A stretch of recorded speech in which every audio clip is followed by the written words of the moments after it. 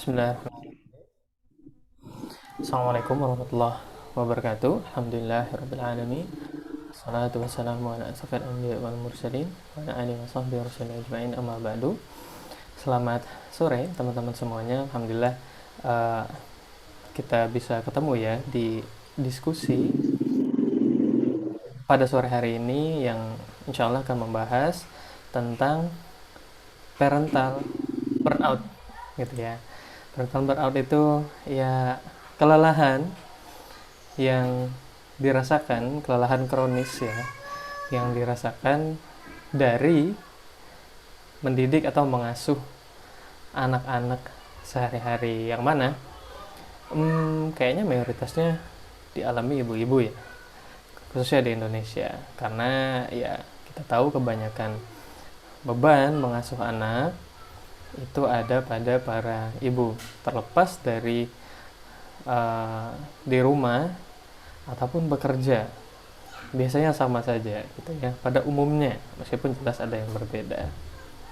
Oke, insya Allah kita ada diskusi sampai jam 5 pas, dan pada diskusi ini memang tidak banyak yang ingin saya paparkan karena mudah-mudahan teman-teman semua udah membaca ebook yang waktu itu sempat dibagiin ya beberapa hari yang lalu. Mudah-mudahan sudah sempat dibaca. Kalau belum, bisa di-download di channel Telegramnya Parenting Plus. Gitu. Mungkin saya ingin sedikit menambahkan sebuah pemahaman atau sebuah konsep yang sangat sederhana. Yang sangat sederhana sebetulnya. Insya Allah bisa membantu kita memahami persoalan burnout ini dengan lebih baik, sehingga kita mudah memahaminya dan yang jelas kita mudah mengenalinya, kemudian preventif ya, mencegahnya, melakukan tindakan-tindakan atau perilaku yang ya mencegah kita agar tidak sampai memasuki fase parental burnout begitu. Nah, jadi hanya sedikit saja ingin saya tambahkan. Karena itu nanti buat teman-teman yang punya pertanyaan, silahkan bisa disampaikan ya di sesi diskusi ini, boleh terkait burnout khususnya, atau yang nggak terkait banget nggak apa-apa juga sih. Ya selama masih parenting lah, nggak jadi masalah gitu. Bisa teman-teman sampaikan nanti kalau mau disampaikan langsung, atau diketik di chat, lewat chat juga boleh ya, sejak sekarang nggak jadi masalah gitu. Oke, bagi teman-teman yang udah baca, kita pahami dulu ya burnout itu apa. Seperti yang bisa kita baca di sini, parental burnout itu apa sih? Ya sebenarnya ini kuncinya ya. Ada yang di saya tebelin ini hurufnya. Oke. Adalah kondisi yang disebabkan karena orang tua terus-menerus merasakan stres ya, atau terpapar stres dari mengasuh anak, oke? Dan kekurangan sumber daya untuk mengurangi atau mengatasi stres tersebut. Ya, bisa kita baca di sini. Nah, kata kuncinya ada dua. Ya, bisa teman-teman lihat di sini. Kalau kita baca pengertian tadi ya, buat teman-teman yang mau nyatet boleh, atau ini nanti juga dibagiin di grup. Insya Allah akan dibagiin juga. Oke ya. Jadi ada dua yang penting, oke? Ya, dari pengertian tadi, yang pertama, terus-menerus ya terpapar stres karena mengasuh atau mendidik anak gitu. Nah, dan setelah terus-menerus terpapar stres itu tidak punya atau kekurangan sumber daya untuk mengatasi stres tersebut gitu ya. Nah, ini dua pernyataan kuncinya ada di sini. Oke, saya ingin jelasin tentang yang disebut dengan konsep stres ya. Sebenarnya kalau kita bicara stres, itu ya konsepnya banyak sekali gitu ya. Maksudnya teori tentang stres itu banyak sekali gitu, khususnya dari psikologi. Nah, Tapi ini adalah salah satu teori yang paling sederhana dan sangat populer digunakan sekarang. Oke. Jadi begini. Dalam setiap apa yang kita lakukan, oke, atau apa yang kita miliki, itu biasanya itu mesti terbagi sifatnya menjadi dua. Teman-teman bisa lihat di sini ya, sebentar. Teman-teman bisa lihat di sini. Oke. Dalam setiap apa yang kita lakukan, itu bisa terbagi menjadi dua.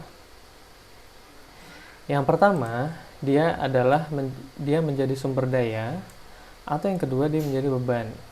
Oke. Maksudnya sumber daya itu apa? Nah, teman-teman bisa baca di sini ya. Sambil kita baca bersama. Yang disebut sumber daya itu adalah semua yang sifatnya menguatkan atau menambah, oke, ya daya, ya, energi fisik dan energi psikologis kita.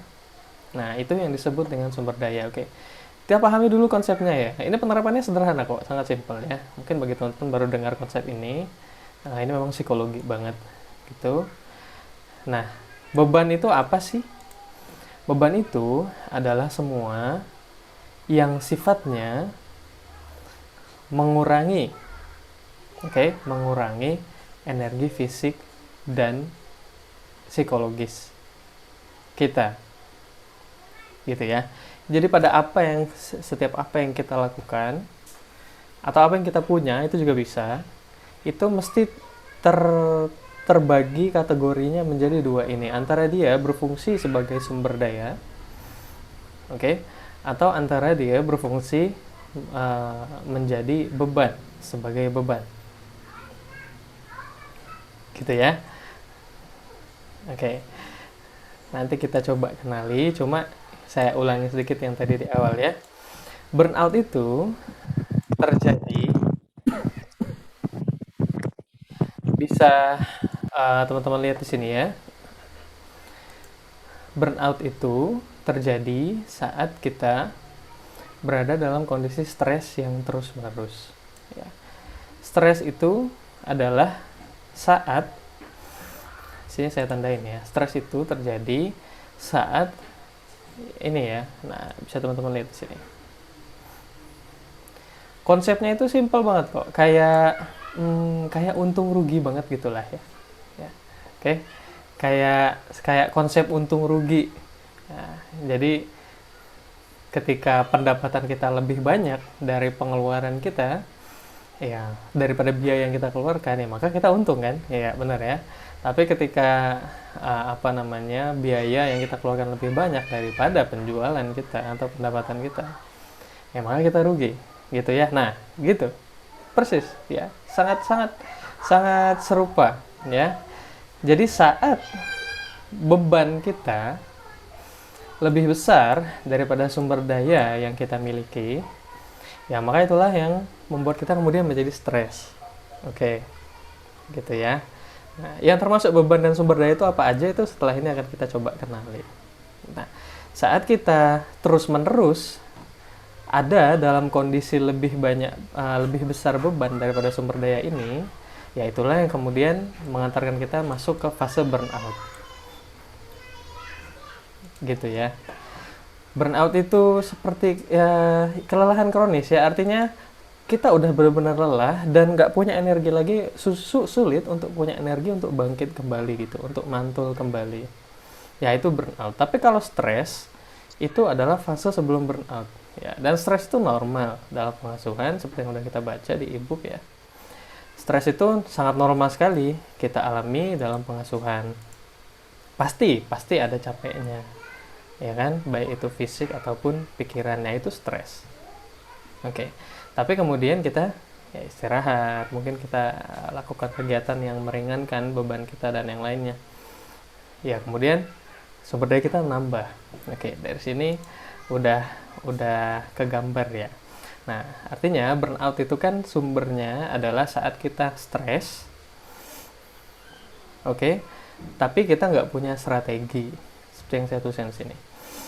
Saat kita stres, tapi kita kurang punya strategi untuk menambah sumber daya kita, ya, untuk menambah pendapatan kita, untuk menambah keuntungan kita. Oke, sehingga energi kita yang lebih banyak yang kita terima, yang kita miliki daripada yang kita keluarkan, gitu ya. Nah, bagi teman-teman yang join, selamat bergabung ya. Bagi teman-teman yang baru hadir, ya silahkan bisa diikuti diskusinya. Jadi ini saya hanya menambah sedikit materi saja, selebihnya yang sudah kita baca di ibu kemarin. Kalau teman-teman sudah baca, kalau belum bisa download di channel Telegram, begitu. Nah, kalau teman-teman punya pertanyaan, silahkan bisa disampaikan lewat chat ya, bisa mulai diketikkan lewat chat, atau kalau mau nanti secara langsung disampaikan juga nggak jadi masalah, nanti setelah dipersilahkan. Oke. Nah, kita kembali lagi. Yang namanya sumber daya itu adalah yang sifatnya nambah energi fisik dan energi psikis ya, energi psikologis kita.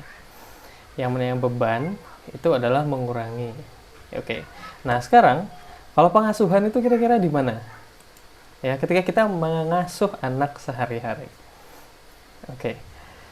Itu dia fungsinya lebih banyak kemana ya? Gitu ya. Nah, mungkin bisa sama-sama kita nalar aja bersama secara mudah ya.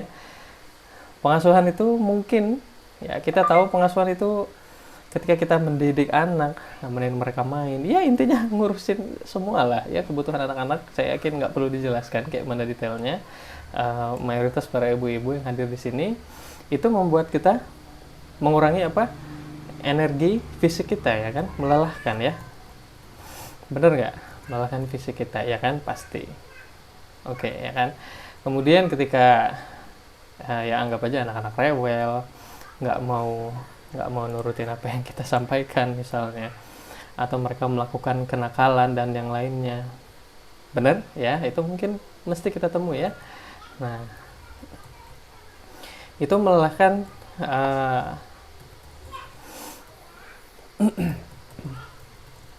bener ya. Oke. Ya.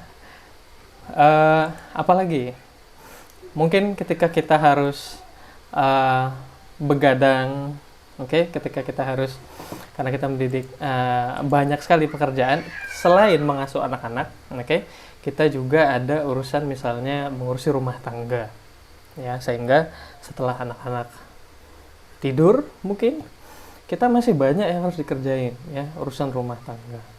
Maka kita tidur larut, ya kan?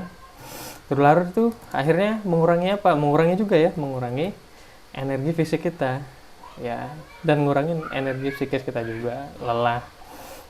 Oke. Nah, itu dari mengasuh anak misalnya dan yang lainnya. Kira-kira saya yakin teman-teman punya bayangannya ya, bahwa mengasuh anak ya, parenting itu adalah aktivitas yang memang sangat beban sekali, ya kan? Oke, tapi di sini beban itu bukan beban menyulitkan, itu enggak ya. Kita pakai pengertian beban yang tadi ya, gitu ya. Maksudnya beban itu adalah dia mengurangi energi fisik dan mengurangi energi psikis kita. Oke. Nah, tapi ini tuh wajar kita alami, bener nggak? Ya pasti ya, lelah fisik, lelah. Nah, tapi yang jadi masalah adalah, burnout itu tadi kita udah pelajari ya, saat kita tidak punya strategi untuk mengatasi beban ini. Kita tahu mengasuh anak itu melelahkan, tapi kita tetap misalnya kurang tidur. Sehingga gini aja biar singkat ya. Misalnya begitu. Kemudian kita mungkin hubungan dengan suami kurang baik misalnya, sehingga kita misalnya ya, karena ini kebanyakan ibu-ibu ya, nggak bisa curhat ya, atau ya mengeluh lah gitu, melepaskan beban kita gitu. Kita udah tahu mengasuh anak itu melelahkan, Tapi ya kita larinya, ya misalnya mengatasi kepenatan itu misalnya dengan kebanyakan main smartphone misalnya, ya, atau nonton misalnya begitu ya.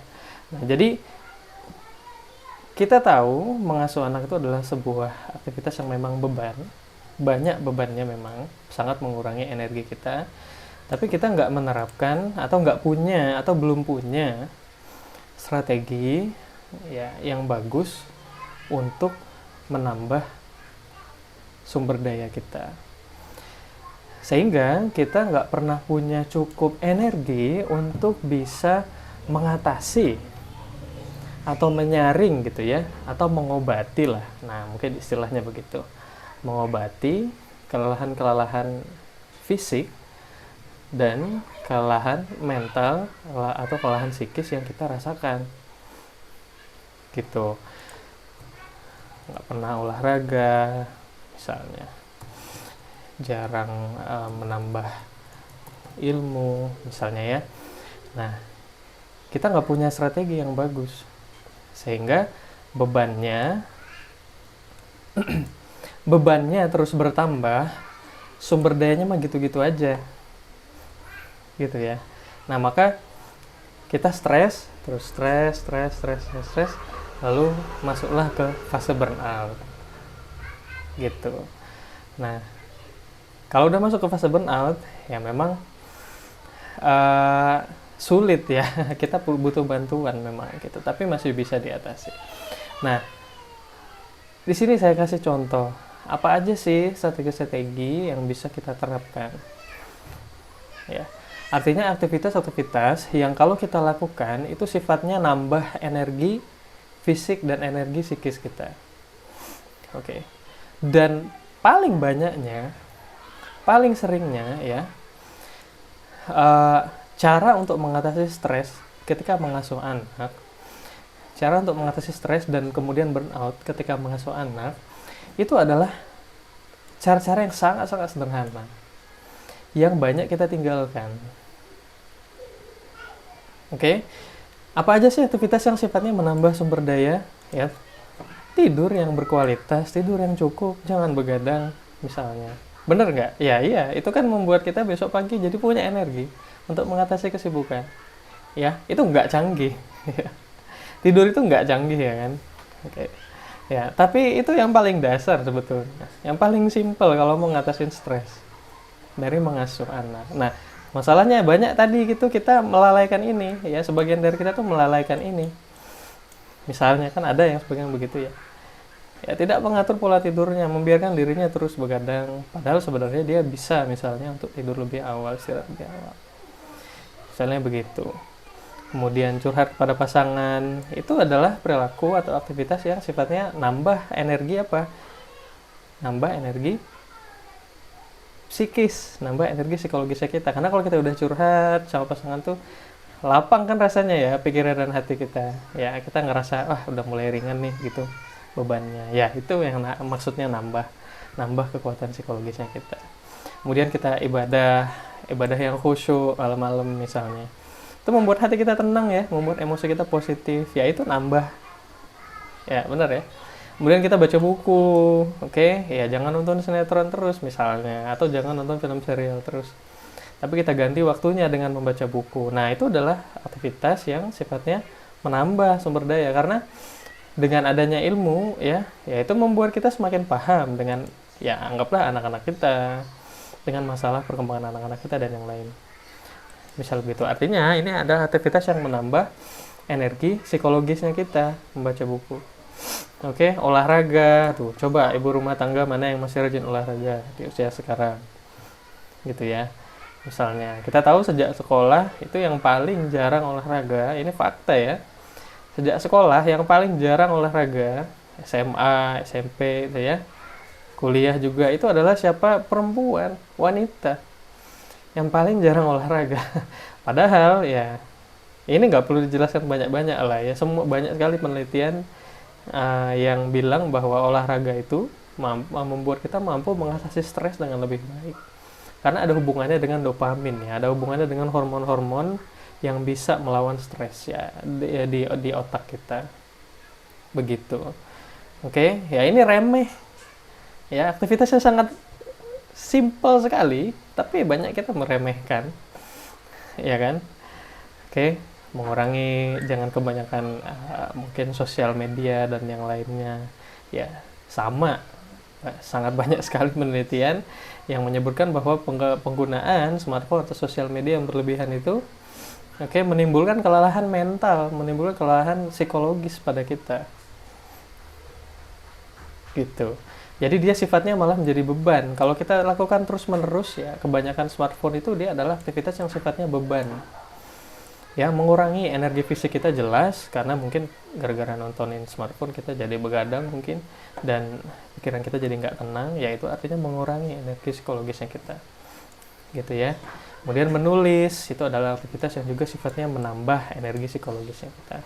Nah, dan ini nih yang paling banyak sebenarnya. Maaf.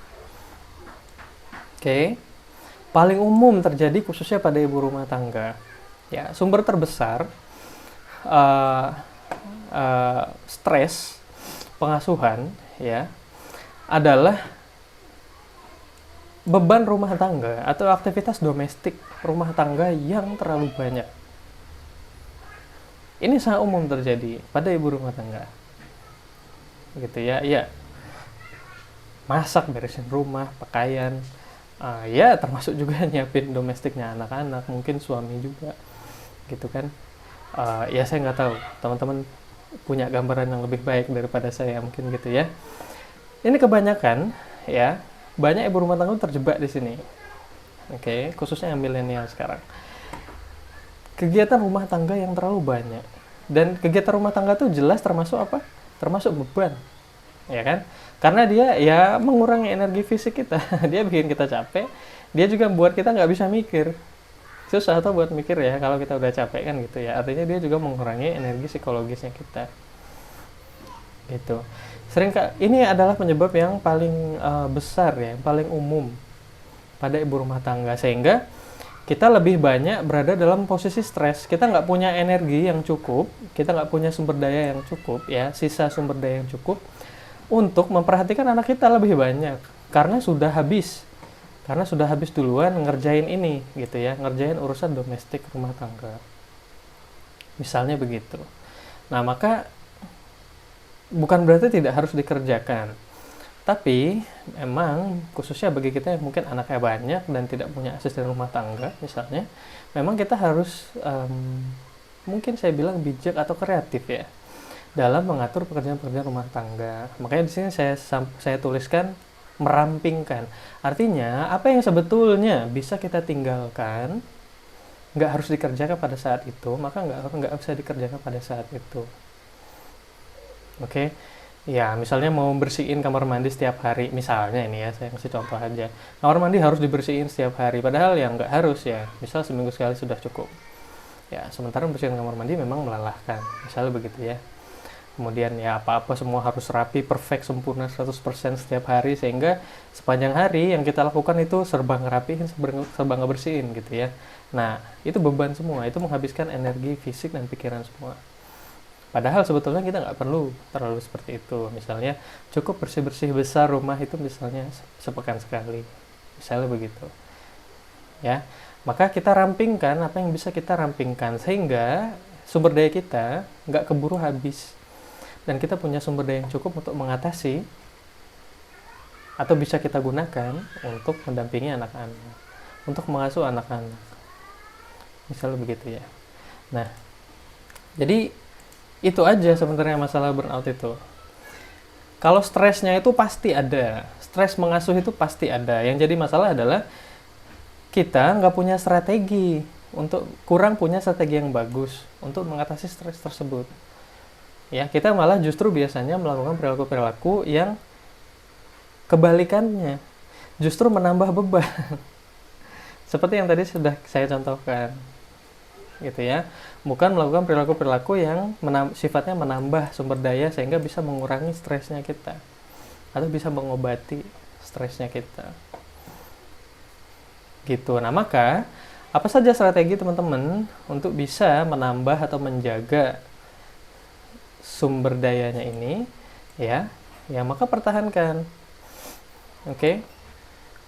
Bisa apa aja, sangat unik kok ya. Ada yang saya ngerasa baca buku, saya ngerasa cukup bisa tidur dengan baik, saya ngerasa ya apa mungkin, ya saya nggak tahu, mungkin makan yang enak sesekali gitu ya. makan manis itu membuat saya semangat lagi gitu ya, dipertahankan. Oke, karena itu adalah aktivitas-aktivitas yang akan menambah energi psikologisnya kita gitu ya, sehingga kita punya cukup energi untuk mengatasi beban-beban yang dihadapi setiap harinya, yang mana itu pasti ada ya. Sederhananya begitu. Nah, mudah-mudahan tergambarkan ya konsepnya. Menurut saya sih ya, konsepnya sangat simpel ya, seperti untung rugi saja gitu ya. Seperti untung rugi saja. Saat kita semakin banyak sumber daya, maka kita untung. Oke. Beban itu pasti ada, tapi sumber daya kita lebih banyak. Gitu ya. Maka kita untung. Maka kita bisa mengatasi stres, maka kita bisa mengatasi atau mengantisipasi burnout. Tapi saat kita terus berada dalam posisi rugi, tanpa punya strategi menambah sumber daya yang bagus, ya, tanpa punya strategi yang bagus untuk menambah sumber daya, ya maka lama-lama jadi buntung, ya itu maksudnya burnout itu ya. Lama-lama jebol juga, ya, puyeng, stres. Dan kondisi terburuknya adalah pertama stres, lalu burnout. Ya, setelah burnout, kalau terjadi berkepanjangan, kondisi terburuknya adalah depresi. Gitu. Itu belum kondisi terburuk sih, ya. Depresi. Nah, kalau depresinya semakin buruk lagi, ya nanti masuk gejala psikosis. Gejala psikosis itu masuk gangguan psikologis. Gitu. Nah, ini yang penting ya. Burnout itu bukan gangguan psikologis, teman-teman sekalian ya. Burnout itu bukanlah gangguan psikologis. Kayak parental burnout itu bukan gangguan psikologi, bukan masalah psikologi. Bukan masalah psikologi. Intinya bukan gangguan psikologi ya. Jangan bilang parental burnout itu seperti depresi gitu, enggak. Itu adalah kondisi mental saat itu saja. Ya, kondisi mental kita yang terjadi pada saat itu. Dan itu sangat masih bisa diatasi. Gitu ya. Nah, seperti tadi sempat saya sampaikan,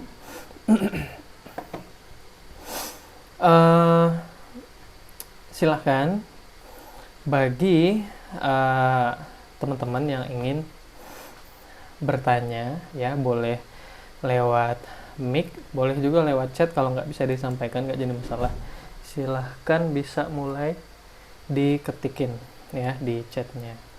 Nah, di sini ada ibu siapa ya ini, saya nggak bisa bacain ya bahasa Arab ya, saya nggak bisa bahasa Arab. Mohon maaf. Ya Allah, gimana dong, itu saya banget ya, maksudnya gimana ibu, apakah ibu ngerasa burnout ya? Nah, coba dipahami dulu ya. Nah, ciri-ciri burnout itu kita kemarin udah pelajari ya di e-book. Ada merasa keletihan dan kepayahan gitu ya, kemudian merasakan beban yang berlebihan dan hilangnya kenikmatan dari mengasuh anak-anak. Oke, ini kata kuncinya. Jadi kita nggak lagi ngerasa nikmat tuh ngasuh anak-anak, meskipun kita udah ngelakuin hal yang benar. Itu salah satu dari ciri-ciri burnout. Kemudian ada jarak atau batas emosional. Ya, artinya orang tua sama anak tuh udah nggak bisa deket lagi secara emosional. Oke. Orang tua tuh udah nggak sensitif dengan apa yang terjadi pada anak. Mereka nggak peduli dengan kondisi anak-anak. Itu burnout. Tapi kalau kita masih peduli sama kondisi anak-anak, itu bukan burnout ya. Oke. Itu baru stres aja ya. Gitu. Terus kemudian ciri-ciri burnout lagi apa? Adanya kontras ya. Kontras tuh artinya kita ngerasa menjadi orang tua yang berbeda. Kayaknya saya tuh dulu nggak kayak gini. Kok saya sekarang tuh kayaknya saya beda banget ya gitu. Saya ngerasa lebih jelek sekarang. Misalnya begitu. Nah, itu salah satu ciri-ciri burnout. Nah, jadi dikenali dulu ya. Tunggu nih. Karena di sini saya sampaikan ya di sini ya. Nah, apa? Di mana ya saya tuliskan? Ya, jangan jangan sampai kita berlebihan memvonis diri sendiri. Oke, jangan sampai kita salah memvonis diri sendiri ya. Kita ngerasa kita burn out padahal enggak ya. Padahal kita hanya stres aja. Gitu. Kita masih nikmat kok main sama anak-anak. Kita masih peduli sama apa yang terjadi sama mereka. Cuma saya ngerasa emang kalau malam itu rasanya capek sekali setelah semua kesibukan sehari-hari. Ya itu namanya parental stress. Itu belum masuk pada tahap burnout. Burnout itu ibu udah benar-benar nggak peduli sama anak-anak. Sedikit sekali sisa kepeduliannya pada anak-anak. Ya artinya ya terserah lah mereka mau ngapain lah, mereka mau sakit, mereka mau berantakin apa, mau berantakin ini. Nah yang penting saya disuruh apa ya udah saya kerjain. Misalnya begitu ya. Nah itu tadi itu masuk ciri-ciri yang mana? Oke. Nah itu termasuk ciri-ciri yang ini tadi ya. Gitu. Terus benar-benar nggak ngerasa nikmat lagi mendidik anak itu ya sama anak ketika ketika mungkin main sama anak berdua sama anak misalnya kayak gitu atau bacain buku sama dia bantuin dia dan yang lainnya itu benar-benar ibu nggak ngerasa flat aja nggak ngerasa saya nggak ngerasa puas dari ngelakuin ini gitu ya ya udah gitu ya nah artinya kehilangan kenikmatan dari mengasuh anak-anak ya kita tahu kalau saat kita melakukan sesuatu yang kita tahu baik sebagai orang tua untuk dilakukan kepada anak-anak, biasanya kita ngerasa lega ya. Alhamdulillah hari ini saya bisa nggak marah-marah ke anak-anak gitu. Oke, saya bisa nggak atau minimal saya bisa ngurangin marah-marah saya ke anak misalnya begitu ya hari ini. Wah alhamdulillah lah gitu ya. Nah, oke, ya itu artinya kita belum burnout ya. Kita masih bisa ngerasain nikmatnya itu. Itu belum burnout itu. Itu masih stres aja.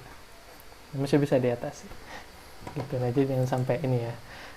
sampai Jangan sampai kita salah memvonis ya, maksudnya berlebihan memvonis diri sendiri. Baik, silahkan. Tuntutan suami rumah selalu rapi dan bersih, kondisi 4 anak, 2 terbawah laki-laki yang super.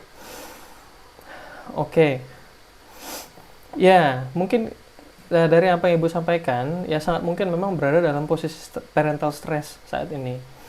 Ya mungkin belum burnout karena mungkin ibu masih punya sumber daya yang masih bisa istilahnya dalam tanda kutip menyelamatkan gitu ya menyelamatkan kondisi stresnya ibu. Nah, silakan. Menurut saya rumah harus selalu rapi dan bersih itu adalah termasuk menurut saya loh ya pribadi ya adalah termasuk beban rumah tangga yang berlebihan menurut saya loh ya apalagi kalau anaknya banyak 4 ya di sini gitu kan ya ya 4 itu menurut saya banyak loh saya nggak tahu gitu. Oke nah jadi sebaiknya dikurangi gitu ya. Eh, Dirampingkan ya beban untuk harus sempurna bersih rapi rumah setiap hari itu dikurangi agar ya kita masih punya kesempatan untuk nambah sumber daya agar nggak berlebihan bebannya karena kalau terus menerus uh, kita stres lalu masuk ke fase burnout itu dampaknya nggak hanya pada diri sendiri ya tapi juga berdampak pada hubungan dengan suami atau dengan pasangan dan juga dengan anak-anak. Nggak bagus lah gitu. Ya mungkin itu ya sebenarnya ya jangan tidak baik ya sebenarnya di di antara salah satu yang hadir ya di pada sore hari ini ada salah satu teman kita yang mungkin punya pengalaman dengan burnout dan mungkin efeknya cukup fatal cuma menurut saya nggak usah dibagikan ya gitu ya menurut saya kurang bagus. Oke silahkan bagi teman-teman yang menanya oh ya ini ada yang nanya ya di chat tapi ada yang dari tadi angkat tangan nih kita ini dulu deh Ibu Yunita silahkan gimana Ibu Yunita. Baik, Pak. Ya. Assalamualaikum warahmatullahi wabarakatuh. Waalaikumsalam warahmatullahi wabarakatuh. Terima kasih atas kesempatannya.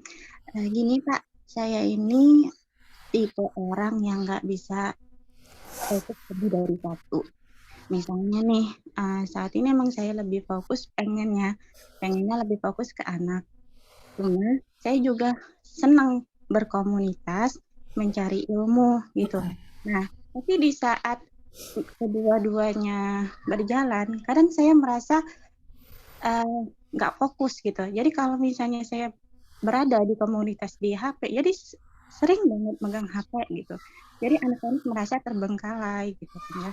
Kadang saya mikir, kok ibu-ibu yang lain bisa kerja domestik, kerja di luar gitu kan ya, bisa mencakup semua. Tapi kenapa saya nggak bisa gitu kan?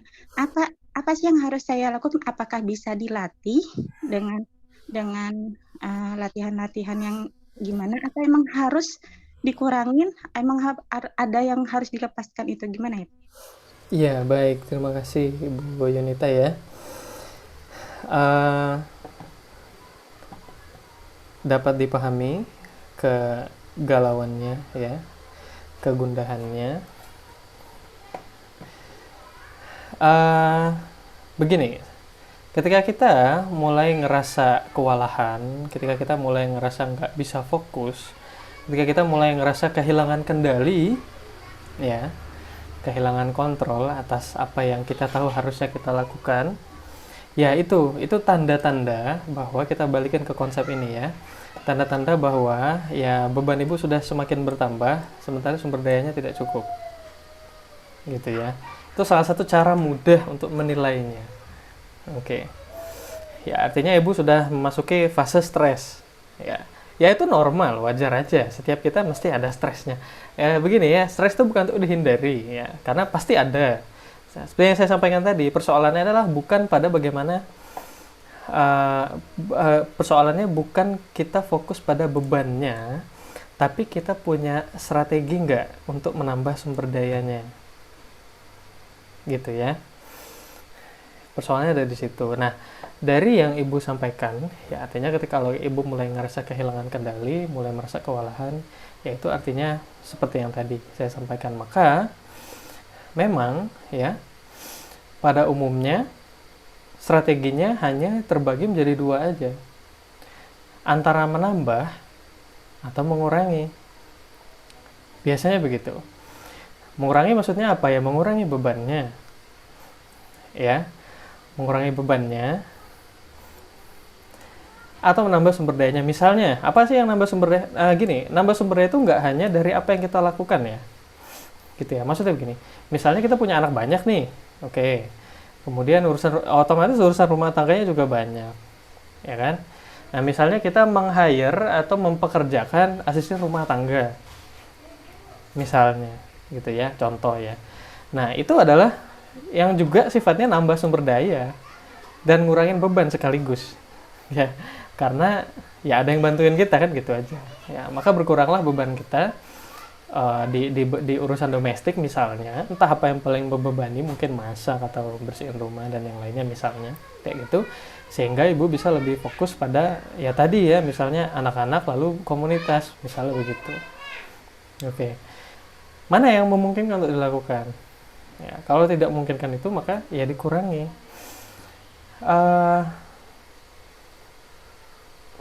Saya baca di beberapa waktu yang lalu ya, ini menarik sekali, tulisannya sangat filosofis sekali gitu. Seringkali begini teman-teman ya, saat kita punya masalah, saat kita menemui masalah atau hambatan dalam kehidupan atau dalam keseharian kita, seringkali ya bagi kita kecenderungan manusia itu adalah untuk mengatasinya itu adalah dengan menambah.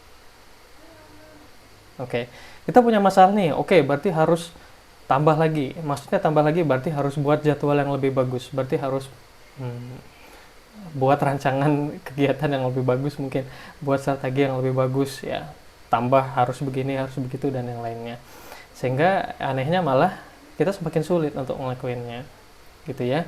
Nah, padahal dalam banyak kasus ya, ketika kita mulai merasakan kesulitan, mulai merasakan kewalahan terhadap aktivitas kita sehari-hari, justru sebenarnya strategi yang paling efektif itu adalah mengurangi. Ya, mengurangi artinya melepaskan yang perlu kita lepaskan. Misalnya begitu, contohnya. Ya silahkan apa, gitu ya. Nah, ini menarik ya, karena ini juga terjadi pada keluarga, khususnya pada istri saya, gitu. Mulai overwhelming ya, banyak sekali beban, kayak gitu. Maka saya selalu menekankan bahwa apa yang bisa kita tinggalkan, gitu ya, kurangi. Tapi yang dirasa masih penting ya udah dilakukan. Ya, jadi ya begitu sederhananya ya. Memang apa namanya, nggak rumit kok konsepnya ya, antara ngurangin bebannya atau nambah sumber dayanya. Silahkan dipilih saja mana yang paling mungkin untuk ibu lakukan. Nah, pertahankan apa yang dirasa nantinya bisa membawa keuntungan lebih besar, bisa membawa maslahat lebih besar ke depannya. Misalnya begitu. Misalnya kalau berkomunitas itu menurut saya masih menguntungkan karena itu bermanfaat buat nantinya, ya sangat membantu saya. Misalnya ya entah saya nggak tahu apa, mungkin ya maka dipertahankan. Tapi apa yang bisa dikurangi bebannya? Misalnya beban rumah tangganya yang terlalu banyak, atau apa? Mungkin ya agenda bermain dengan anak-anak, atau agenda belajar dengan anak-anak yang mungkin terlalu pengennya perfeksionis banget gitu ya, terlalu banyak misalnya. Maka dikurangi ya. Dan sebenarnya emang main sama anak itu nggak butuh waktu banyak, gitu ya, tapi efektif. Itu tetap berdampak pada anak-anak misalnya. Gitu, silakan dikenali apa-apa aja yang bisa dirampingkan. Maka ya berani untuk ditinggalin. Mungkin itu. Mudah-mudahan bermanfaat ya, Ibu Yunita. Kalau nggak bermanfaat ya silakan nanti bisa tanya lagi. Gitu. Baik, ada satu kita jawab yang di chat dulu ya. Bagaimana dari Ibu Mary nih, teman-teman bisa baca. Bagaimana jika pengasuhan terlalu dicampuri oleh anggota keluarga sehingga memunculkan ketakutan anak kita diambil oleh neneknya? Baik, karena tinggal di rumah mertua. Mertua lebih dominan kepada cucu, ya. Baik. Ya, saya rasa Ibu Mary mesti udah baca banyak referensi ya, atau mencari banyak referensi terkait hal ini ya. Saya yakin gitu terkait pertanyaan ini. Anggota keluarga yang lain yang ikut terlibat dalam pengasuhan anak-anak itu adalah sesuatu yang normal aja ya. Jadi masalah itu adalah ketika cara pengasuhnya yaitu tidak sesuai dengan yang kita harapkan, ya kan, tidak sesuai dengan keinginannya kita, tidak sesuai dengan harapannya kita atau standarnya kita. Menurut kita harusnya begini kan, sehingga ya terjadi ya perselisihan di situ ya, terjadi konflik. Entah itu konflik terbuka ataupun konflik tertutup. Artinya konflik tertutup tuh nggak berani disampaikan gitu, tapi ngedumel dalam hati sebenarnya gitu ya. Dan ngeluhnya ya di luar misalnya begitu, atau dicurhatkan di sini gitu misalnya gitu. Nah, itu artinya konflik tertutup ya. Dan itu ya sifatnya mana sih? Itu sifatnya memang menambah beban ya. Karena ketika kita ngerasa nggak nyaman dengan mertua, ya merasakan kesel lah gitu, nggak setuju dan yang lainnya, tapi nggak bisa kita sampaikan, ya itu kan menguras energi kita ya toh. Apalagi di sini Ibu sampaikan memunculkan ketakutan kayak gitu. Saya nggak tahu ini detailnya, kondisinya seperti apa gitu ya. Apakah Ibu bekerja ya full time sehingga kualitas hubungan dengan anak-anak itu memang kurang misalnya, lalu didominasi oleh mertua misalnya seperti itu, maka kita tahu sumber masalahnya dari mana gitu ya.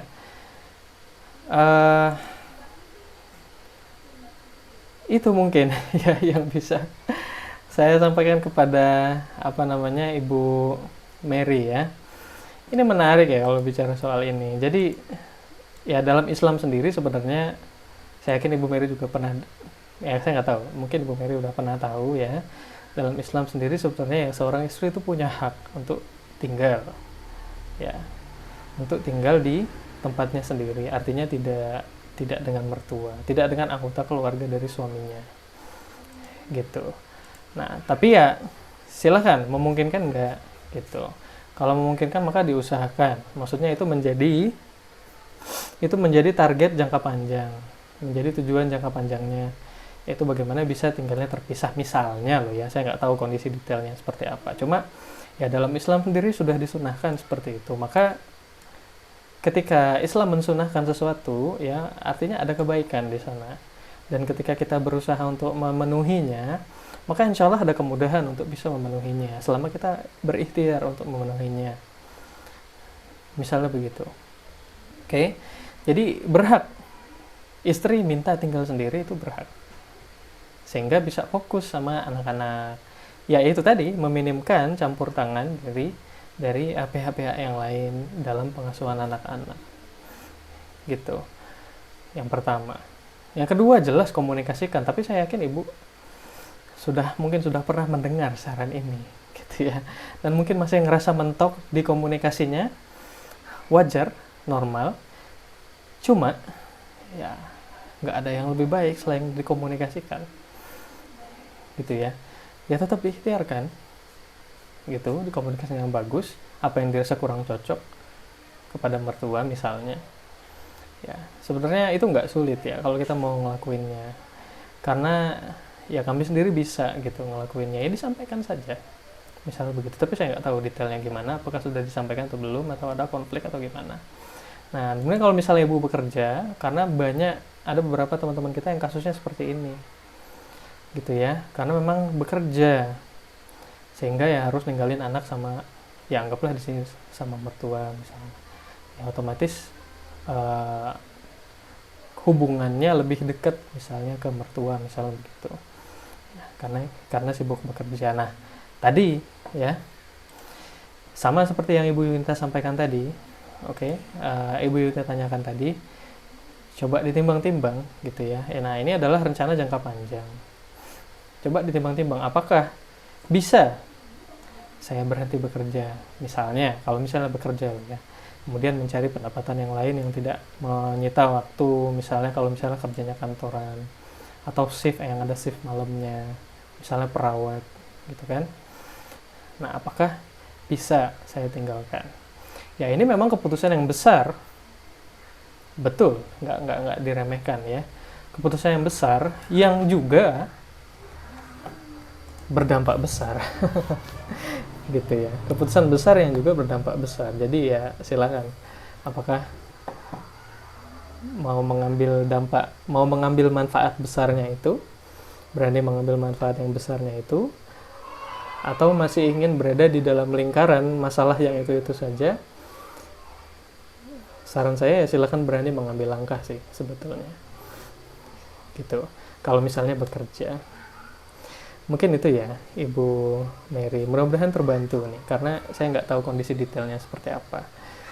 Baik, ada pertanyaan dari Bu Hani. Ini Bu Hani bukan ya? Ini Bu Hani teman-temannya kita bukan ya? Saya nggak tahu. Assalamualaikum, waalaikumsalam warahmatullahi wabarakatuh. Pak, kalau ketidakpeduliannya ke hal lain selain anak, misal orang-orang di rumah atau pekerjaan, apakah itu burnout? Maksudnya sebentar Ibu Hani, saya masih agak bingung dengan pertanyaannya ya. Kalau ketidakpeduliannya ke hal-hal lain selain anak, misalnya orang di rumah atau pekerjaan, oke. Di bagian pekerjaannya mungkin saya paham ya. Maksudnya ya memang ada yang namanya burnout pekerjaan, itu ada ya, atau bahasa Inggrisnya job burnout ya. Yaitu karena kita sama kasusnya, karena kita merasakan beban yang berlebihan pada pekerjaan dan tidak memiliki sumber daya yang cukup. Misalnya ya beban kerjaan itu banyak, serba disuruh-suruh misalnya, kemudian nggak ada arahan yang jelas, nggak ada SOP yang jelas. Lalu kalau kita ngambil keputusan sendiri itu ditegur misalnya, yang mana ini kondisi ini sering terjadi di lingkungan organisasi ya. Nah itu adalah ciri-ciri beban memang gitu ya, tapi kita nggak punya sumber daya untuk ngatasinnya, kita nggak punya wewenang, mungkin gajinya juga kurang gajinya mungkin di bawah standar gitu, nggak mencukupi, dan yang lainnya, sehingga ya udah kita mulai ngerasa ya udahlah, yang penting kerja aja lah, salah-salah udah biarin gitu ya, misalnya di pekerjaan gitu. Nah itu ciri-ciri ada burnout dalam pekerjaan memang ya, yaitu seperti yang Ibu sampaikan, ada ketidakpedulian pada pekerjaan, apa yang kita lakukan di lingkungan kerja, itu ciri-ciri adanya burnout kemungkinan gitu. Kalau orang di rumah ini maksudnya gimana, saya kurang paham ya, maksudnya orang di rumah itu anak-anaknya atau gimana gitu ya. Ya mungkin nanti bisa diperjelas. Mudah-mudahan bisa membantu ya. Oke, ada pertanyaan nih dari Ibu Evi, kayaknya resen ya, silahkan Bu Evi, gimana? Ya, baik, terima kasih Pak. Ini Ya. saya mau nanya ya. Saya kan memang tinggal di Turki ya. Mm-mm. Terus eh, dan mungkin kan karena baru beberapa bulan ya tinggal di sini dengan kondisi yang masih adaptasi dengan negara Turki yang berbeda, sangat berbeda jauh dengan negara Indonesia gitu. Itu yang pertama. Yang kedua juga dari segi aktivitas gitu. Jadi selama di sini anak-anak kan homeschooling ya. Dan saya pun masih kerja di kantor yang Indonesia, apa WFH gitu. Nah, jadi ada satu fase di mana memang stres banget ya karena mungkin di Indonesia ketika sehari-hari saya biasa di rumah pun pakai ART, jadi urusan pekerjaan rumah tuh saya nggak begitu memikirkan gitu ya. Nah, ketika di sini saya harus kerja, saya harus mengerjakan kerjaan domestik, dan anak-anak juga masa adaptasi homeschooling gitu. Otomatis memang semua beban rasanya itu numpuk di saya gitu ya. Nah, ada satu fase jadi eh, benar-benar saya tuh kayak nggak berdaya dan nggak semangat mau ngelakuin apa-apa tuh nggak semangat gitu. Mau ngajarin anak-anak nggak semangat, mau kerja juga bolos karena bingung gitu ya, saking bingungnya mau ngerjain apa gitu. Terus saya pada akhirnya membentuk sebuah mindfulness gitu ya. Ya memang harus pelan-pelan saya kerjakan gitu dan saya mengurangi beban yang tadi disebutkan gitu ya.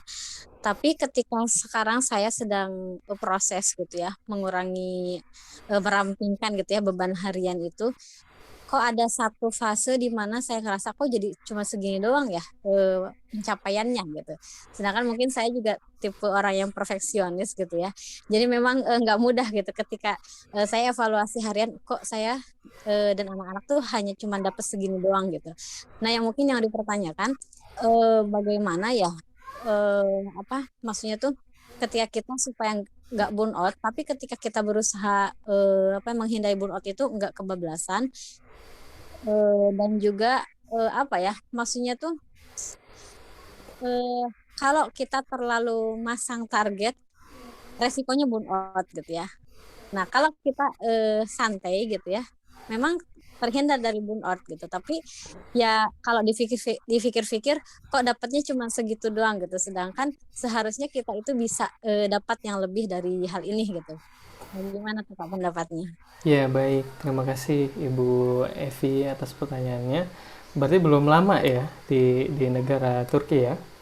Baru 6 bulan sih. Oh iya baik, kemungkinan ya memang masih di fase adaptasi memang. Begini, terima kasih Bu Evi atas pertanyaannya ya. Masya Allah, semoga dimudahkan langkah-langkahnya ya. Berdakwah berkarya di luar negara Indonesia. Amin. Eh, saya pengen kasih eh, analogi ya. Ini beberapa kali sempat saya ceritain sih. Saya yakin ibu pernah berkendara mungkin ya, baik itu mobil ataupun motor. Ya, Eh, di jalanan umum ya, jalan perkotaan umum, 80 kilometer per jam atau 100 kilometer per jam itu ngebut nggak, ibu? Ngebut ya, ya, oke, ngebut ya. Kalau baik itu naik mobil, ya mobil ataupun motor ya. Kalau kita di jalan kota gitu ya, ya anggaplah kotanya sedang-sedang aja lah gitu ya, bukan padat banget, macet banget kayak Jakarta gitu enggak. Ya sedang-sedang aja lah gitu. Nah, kita tahu berkendara 80 kilometer per jam motor ataupun mobil itu udah udah termasuk ngebut gitu ya, udah kerasa banget ngebutnya dan bisa membahayakan orang lain, ya kan, ya termasuk pastinya membahayakan diri kita sendiri. Oke. Motor kita bisa nggak melaju di kecepatan itu? Bisa ya. Motor kita bisa nggak ngebut 80 km per jam, atau mobil kita bisa nggak ngebut 80 km per jam? Bisa ya. Bahkan mungkin kecepatan maksimal mobil itu bisa 200 km per jam misalnya gitu ya. Atau kalau motor itu rata-rata 120 km per jam kalau motor biasa kecepatan maksimalnya. Ya kendaraan kita bisa melaju di kecepatan tersebut. Tapi yang jadi pertanyaan ya, untuk bisa sampai ke tujuan kita ya, bisakah kita terus berada di kecepatan tersebut? Ya, saya rasa nggak mungkin ya, gitu ya. Untuk sampai ke tujuan kita, anggaplah dari rumah kita mau ke kantor yang jaraknya 10 km mungkin, bisa nggak kita terus melaju di kecepatan 100 atau 80 km per jam? Sulit. Ada kemungkinan udah nabrak duluan, mungkin gitu ya, atau jatuh atau gimana, ya, kecuali mental pembalap ya. Gitu. Nah, justru ya, yang bisa membuat kita sampai pada tujuan kita itu adalah dengan kita berkendara di kecepatan berapa biasanya kalau motor atau mobil? Paling 30-40 km per jam, bener nggak? Ya kan? Rata-rata kalau di dalam kota kita berkendara di kecepatan itu. Oke, 30-40 km per jam. Tapi kecepatan itulah yang membuat kita bisa sampai tujuan. Kebayang ya maksud saya? Jadi, persoalan bekerja, mencapai target, ingin produktif, termasuk mengasuh anak, mendidik anak, dan yang lainnya gitu ya. Itu bukanlah persoalan bagaimana kita berada di kondisi 100% setiap saat. Oke. Tapi ini adalah persoalan siapa yang bisa ya get to the finish line. Siapa yang bisa berhasil sampai ke garis akhir? Sampai ke tujuan akhir. Oke? Kebayang ya maksudnya ya. Nah, ini yang dinamakan dengan 70% rule ya, atau aturan 70%. Ya, kebanyakan dari kita, khususnya yang karakternya idealis, mungkin seperti yang Ibu sampaikan tadi ya, perfeksionis gitu ya. Kita ngerasa cara terbaik itu adalah selalu being 100% gitu, every day. Padahal ya, dari sudut pandang psikologi, apalagi kalau kita mau bicara mindfulness, tadi seperti Ibu sampaikan, ya, itu bukan strategi yang terbaik untuk mencapai mindfulness, untuk mencapai ada keseimbangan, ada kesehatan antara fisik dan psikis, ya, keseimbangan antara pekerjaan dan diri kita, termasuk spiritual kita ya, hubungan kita dengan Allah, misalnya begitu. Oke. Jadi ini bukan soal siapa yang bisa selalu berada di kondisi 100% setiap saat, tapi siapa yang paling bisa menjaga konsistensi performanya sehingga bisa mencapai garis akhir dengan kondisi terbaik. Gitu. Dan seringkali untuk bisa mencapai itu, kita hanya perlu berada di level 60-70% saja. Sebenarnya, setiap harinya. Ya. Jadi ini bukan, jadi grafiknya itu, kalau orang perfeksionis itu ya, grafiknya cus gitu ya. Terus drop. Ya udah. Gitu ya, terus naik lagi. Oke, tapi orang yang bijak itu grafiknya adalah ya stabil gitu ya. 70, 80, sesekali butuh 100%, oke. Lagi itu grafik performanya per bulannya misalnya begitu ya. Per hari dalam 1 bulan. Itu yang terbaik sebetulnya. Dalam psikologi juga kalau kita bicara SDM, kita bicara sumber daya manusia, itu karyawan yang dicari itu yang seperti itu. Ya, yang paling bisa menjaga grafik kinerjanya di posisi konsisten paling lama. Bukan yang bisa meloncat tapi kemudian drop jauh ke bawah. Itu ya. Jadi bicara performa itu bukan soal harus 100% setiap saat, tapi siapa yang paling bisa konsisten. Artinya, mungkin ketika ibu ngerasa kok baru segini doang ya, itu sebenarnya udah bagus. Sebetulnya mungkin ya, sebenarnya udah bagus. Nah, mungkin bisa diisi dengan aktivitas-aktivitas lain yang dirasa mungkin masih kosong dan bisa dimanfaatkan. Diisi dengan aktivitas-aktivitas yang sifatnya mindfulness. Mungkin masih ada yang kurang dari ibadah kita, masih ada yang kurang dengan kualitas hubungan kita dengan anak-anak, mungkin suami atau yang lain. Ya, diisi dengan aktivitas-aktivitas yang apa tadi? Sifatnya ini ya, menambah sumber daya. Silahkan. Itu malah bagus. Oke. Ini kalau pendapat saya ya. Nah, tapi kalau pengen ngebut terus ya nggak apa-apa juga. Cuma itu tadi ya, resikonya nanti turun mesin ya. Gitu. Oke, cepat turun mesinnya, nanti malah nggak nyampe finish. Oke. Nah, mudah-mudahan dari analogi tersebut terbantu ya. Begitu. Insya Allah ya udah jam 5, tapi ada pertanyaan yang belum dijawab. Ya sudah, satu lagi ya. Saya punya luka pengasuhan. Bagaimana cara menyembuhkan luka itu? Saya sudah maafkan, tapi saya masih suka marah ke anak, nyubit, mukul. Perasaan saya kalau lihat anak gak sesuai dengan keinginan saya, atau mereka bikin masalah di dada ada yang bergemuruh. Tapi kalau sudah nyubit, sudah lega rasanya. Wush, luar biasa ini. Ya, baik. Ibu Miski ya. Ya, nggak tahu ya. Mungkin Ibu Jihan bisa sharing nih ya. Bu Jihan atau Ibu Azam atau Ibu Yunita atau siapa lagi nih yang hadir sore ini? Ibu Linda mungkin. Ya, karena nama-nama tadi adalah teman-teman yang ikut kelas Bimbel Parenting Plus. Jadi luka pengasuhan itu normal, pasti ada, ya wajar. Setiap dari kita pasti ada, karena orang tua kita ngelakuin kesalahan.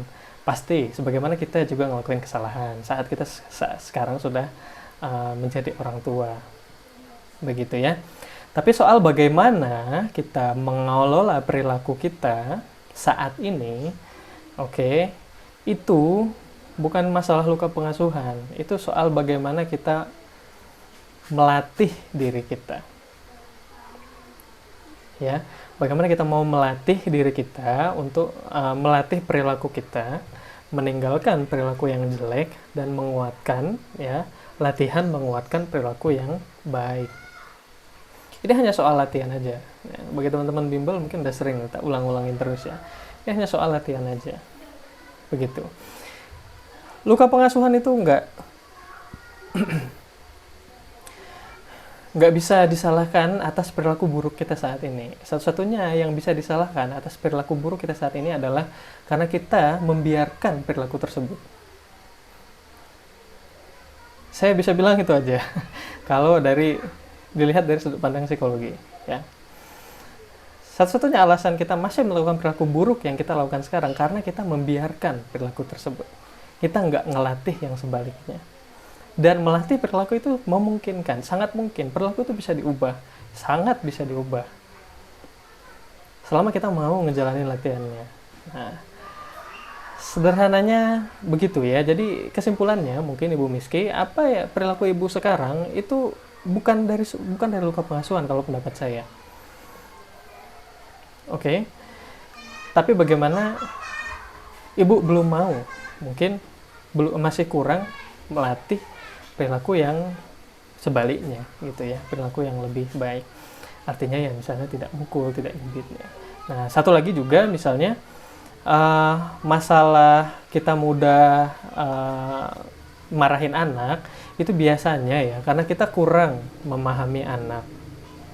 Biasanya begitu.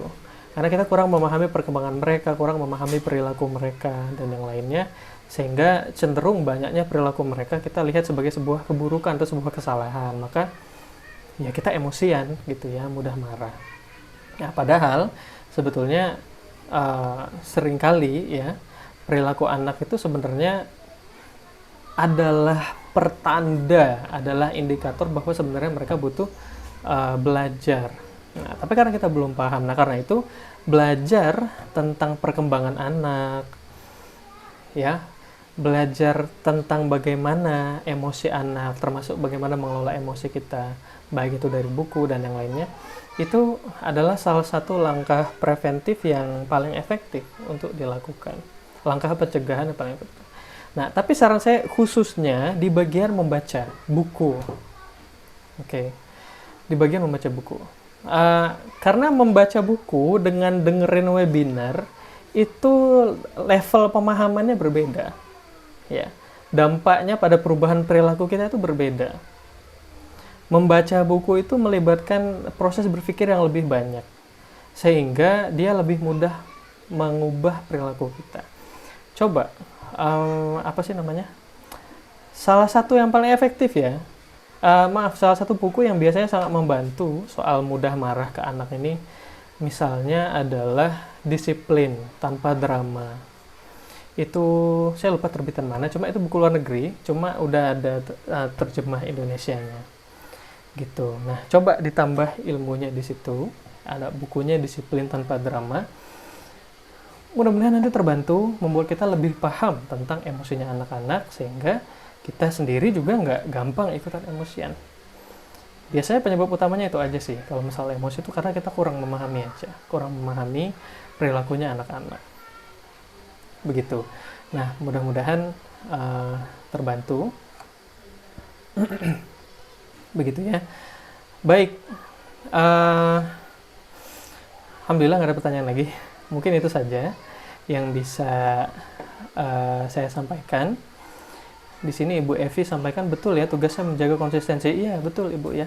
Persoalannya itu bukan siapa yang bisa paling ngebut, tapi siapa yang paling bisa konsisten. Oke. Nah, apalagi Ibu masih berapa tahun di sana ya. Oke. Gitu ya. Yang kita perlukan adalah konsisten. Oke. Bukan bisa ngebut setiap saat. Sederhananya mungkin begitu ya. Terima kasih Ibu Miski ya. Nah, silahkan.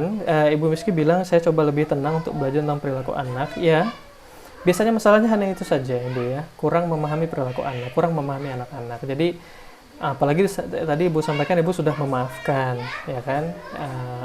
Luka pengasuhannya. Oke, itu udah satu langkah. Langkah selanjutnya adalah memahami anak-anak kita lebih baik. Gitu.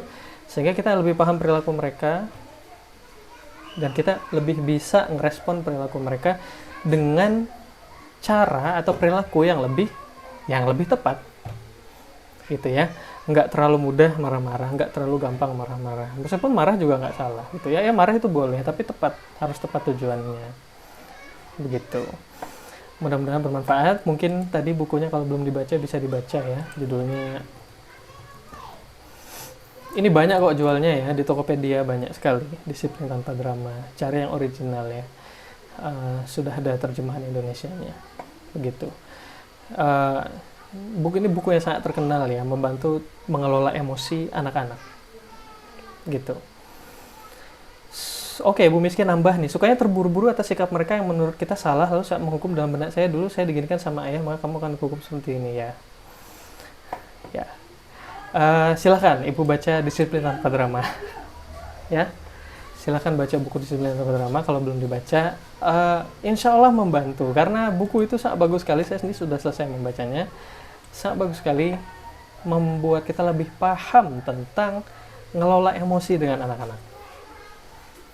Oke, gitu. Yang bisa saya sampaikan. Semoga langkah kita semua dimudahkan oleh Allah ya, untuk terus memperbaiki diri kita, mengatasi beban-beban kita sebagai orang tua, dan terus menambah sumber daya kita. Nah, salah satu sumber daya yang sangat kuat ya, yang bisa membuat kita menjadi orang tua yang sangat kuat menghadapi banyak tantangan dalam pengasuhan, banyak tantangan dalam keluarga, dalam rumah tangga, itu apa? Apa coba kira-kira terakhir ya sebagai penutup? Ya, dimulai dari T, akhirannya D. Apa coba? Ya.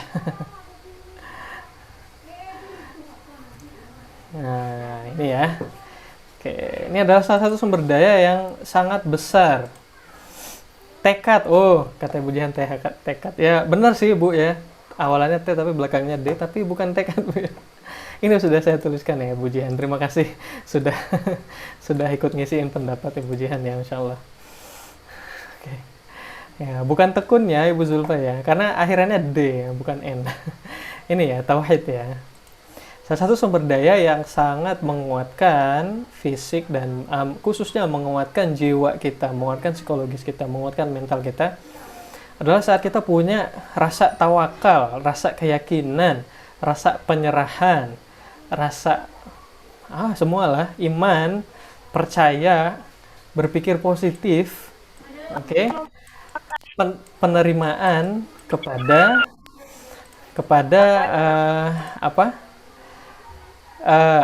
ketentuan-ketentuan Allah ya, kepada takdir-takdir Allah, yaitu yang kita sebut dengan tauhid ya. Ini salah satu sumber daya yang paling kuat nih. Makanya ini juga yang paling susah didapat ini, tauhid ini ya, sebagai seorang muslim. Nah, karena itu dari semua yang kita pelajari ini, jangan pernah lupa bahwa tetap ya, bagaimana hubungan kita dengan Allah, bagaimana kita memahami Allah, bagaimana kita menghayati, memahami asyhadu alla ilaha illallah wa asyhadu anna muhammadar rasulullah itu, bagaimana kita benar-benar memahami itu adalah kunci yang paling utama yang harusnya kita miliki sebagai orang tua muslim. Oke? Jadi jangan hanya mengandalkan ilmu-ilmu psikologi, ilmu parenting dari tokoh siapa, ahli siapa, motivator siapa. Enggak, teman-teman sekalian ya, itu adalah langkah kedua. Oke? Langkah pertama yang harus selalu jadi awalan langkah kita adalah tauhid, adalah bagaimana kita memperbaiki pemahaman kita, keyakinan kita akan apa yang kita ucapkan setiap hari itu ya. Asyhadu an la ilaha illallah wa asyhadu anna muhammadar rasulullah, itu akarnya tauhid ya, dasar tauhid ada di situ. Nah, maka dari itu belajar lebih dalam tentang Allah, tentang Rasulullah, tentang Islam itu selalu menjadi dasarnya. Sebagai seorang muslim kita harus selalu meyakini itu. Karena itulah yang akan menjadi sumber daya yang paling besar di antara sumber daya yang lain yang akan membuat kita mampu mengatasi stres apa saja yang kita hadapi saat menjadi orang tua, saat menjadi suami, saat menjadi istri, termasuk juga saat kita menjadi anak. Gitu ya. Hanya Allah yang memampukan kita. Jangan pernah lupakan itu dan selalu jadikan itu langkah pertama kita. Semoga bermanfaat. Mungkin kita cukupkan sesi diskusinya pada sore hari ini. Saya jelas mohon maaf karena mungkin pasti ada penjelasan-penjelasan saya yang kurang tepat. Kayaknya tadi ada gitu ya, mungkin penjelasan saya yang kurang tepat karena saya kurang memahami permasalahannya. Mudah-mudahan kita ada kesempatan nanti untuk bisa membahas lebih jauh lagi permasalahan-permasalahan yang tadi sempat teman-teman tanyakan. Begitu. Kita tutup dengan doa kafaratul majelis. Subhanakallahumma wa bihamdika asyhadu an la ilaha illa anta astaghfiruka wa atubu ilaik. Selamat sore teman-teman sekalian. Selamat menunggu sholat maghrib ya. Sampai ketemu di sesi diskusi selanjutnya. Assalamualaikum warahmatullahi wabarakatuh. Ya, silahkan bagi yang ingin meninggalkan ruang meeting ya.